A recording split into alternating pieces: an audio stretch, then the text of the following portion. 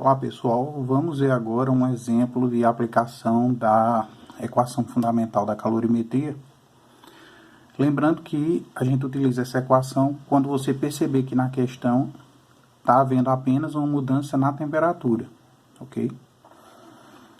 Então ela diz o seguinte: determina a quantidade de calor necessária para aquecer 2 kg de água a uma temperatura de 25 graus Celsius até uma temperatura de 100 graus Celsius, né? Então, o que ele quer é o seguinte: ele quer saber qual a quantidade de calor que eu vou fornecer a essa massa de água, de 2 kg, para que ela saia da temperatura de 25 graus e chegue à temperatura de 100 graus Celsius. Observe que o que está acontecendo é justamente uma variação na temperatura. Se eu tenho variação de temperatura, então é uma quantidade de calor sensível. Para isso, ele está me dando aqui o valor do calor específico da água, que é 1 caloria por grama grau Celsius. Tá? Lembre sempre que a água é o valor do calor específico da água. Tá?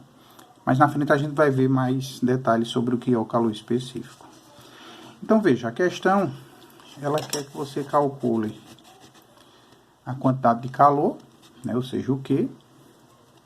Para isso ela está te dando aí a massa de 2 kg, e aí lembrando que a gente vai transformar isso em gramas, então 2 kg são 2.000 gramas,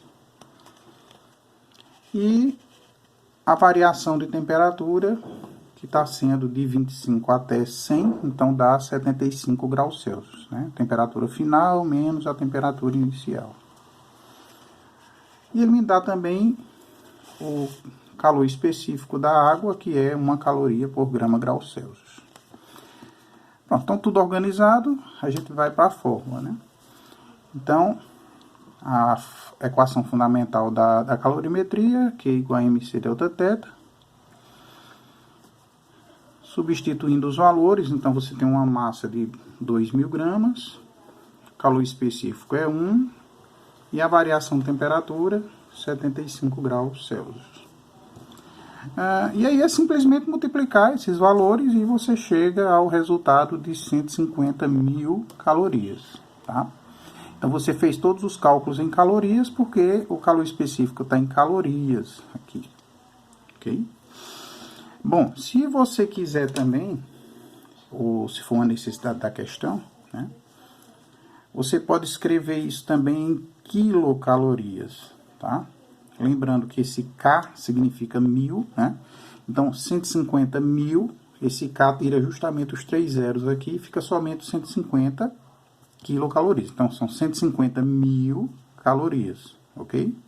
Então, 150 quilocalorias. É só uma forma de escrever menor esse número aqui.